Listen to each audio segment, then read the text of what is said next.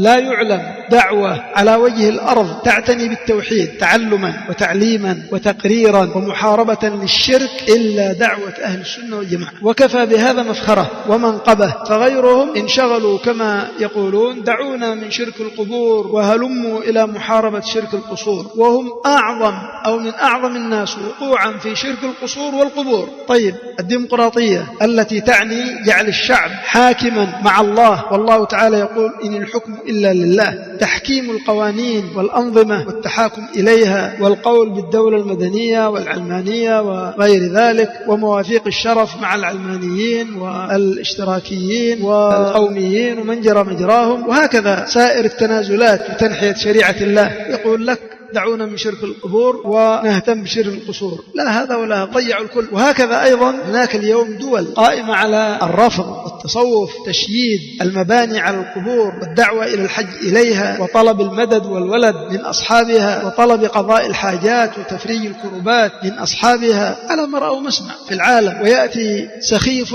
أو تافه ويقول لك قضايا التوحيد، محاربة الشرك، قضايا أكل عليها الزمان وشرب، قضايا قديمة، الناس اليوم وصلوا إلى القمر وهؤلاء حول القبور، ما بقي أحد يعبد القبور وغير ذلك، مع أن هؤلاء يزعمون أنهم يفقهون الواقع وأنهم يعرفون ما يدور في الساحات. خفيت عليكم القباب والقبور والمزارات التي يزورها ملايين البشر في مواسمها كل سنة، خفيت عليكم دعوات عظيمة إلى الحج إلى تلك المشاهد وتقديمها على حج بيت الله الحرام، خفيت عليكم الذبائح التي تذبح لهؤلاء والنذور التي تنذر لهؤلاء الموتى والقرابين التي تقرب لهؤلاء الموتى، خفي عليكم دعوات كثير من الناس في أحلك الظروف وأشد المواقف، يا بدوي يا حسين يا علي يا فاطمة يا عباس يا بن علوان يا باهوت يا خمسة يا هادي يا أبا طير يا فلان يا فلان، خفي عليكم مثل هذا، خفي على هؤلاء السحر والشعوذة، خفي على هؤلاء المنجمون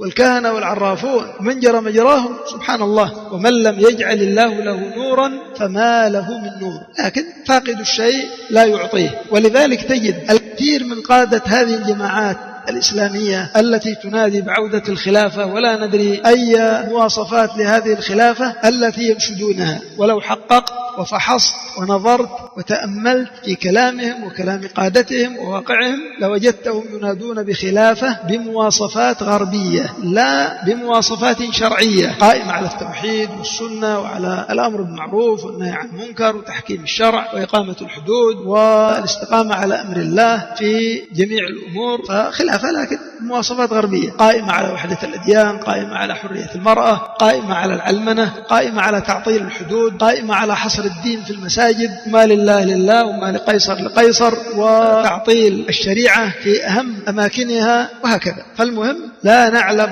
أحدا على وجه الأرض يدعو إلى التوحيد ويحارب الشرك ويسير على منهاج الأنبياء في هذا الباب إلا أهل السنة والجماعة، تعلما وتعليما ودعوة وحرصا تحقيقا وكتابة وتأليفا في كل الأبواب، وهذا من أعظم المناقب.